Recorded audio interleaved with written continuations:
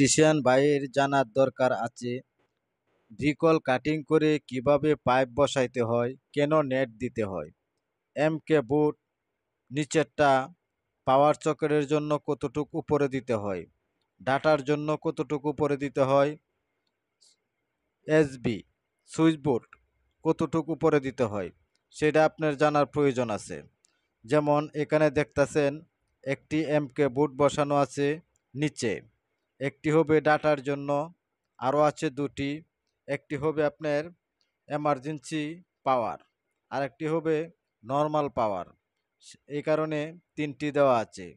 আর উপরে দেখতেছেন আপনি এসবি সুইচ বোর্ড দিতে হয় আপনার সবসময় 4.5 ফিট উপরে, টাইলস লাগানোর পরে থাকবে 52 ইঞ্চি মিডিল।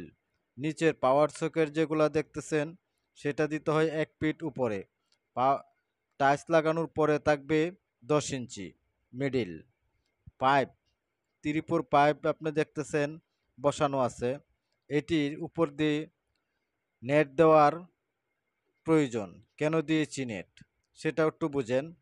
প্লাস্টার করার সময় এখানে কখনো প্লাস্টারটা ফাইটা পড়বে না, প্লাস্টারটা নেটে ধরে রাখবে, আপনার পাইপের উপরে কখনো চাপ যাবে না, যেহেতু এখানে অনেকগুলা পাইপ দেওয়া আছে।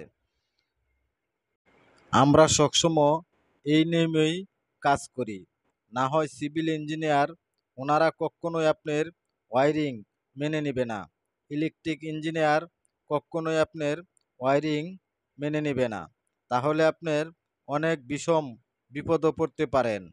তাতে চেয়ে আপনি সতর্কভাবে সবসময় কাজ করবেন। এমকে বুট লাগানোর সময় অবশ্যই ওয়াটার লেভেল ধরবেন, ওয়াটার লেভেল ধরে দেখবেন ডাইনে বামে সামনে কোথাও সমস্যা আছে কিনা। যদি আপনার সমস্যা থাকে তাহলে সমাধান করে দিবেন, না হলে আপনার সুইচ বসানোর পরে সুইচ দেখা যাবে বাঁকা করে বসাইছেন, আবার আপনার সেটা রিপেয়ারিং করতে হবে। রিপেয়ারিং করা পরবর্তীতে অনেক কষ্ট হয়ে যায়, সেটা করতে পারবেন না। অনেক প্লাস্টার ভাঙতে হবে, এমকে বুট তুলতে হবে, তারপরে আপনি রিপেয়ারিং করতে হবে। অর্থাৎ আগেই আপনি ওয়াটার লেভেল ধরবেন, ধরে দেখবেন আপনার বুটটা কোনো রকম বাঁকা আছে কিনা।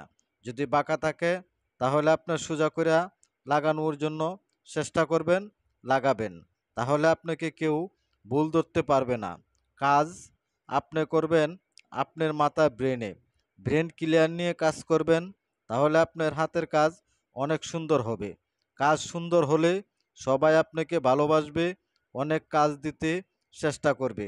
হাতের কাজ খারাপ করবেন, আপনাকে কেউ কাজ দেবে না, কোথাও আপনি কাজ পাবেন না।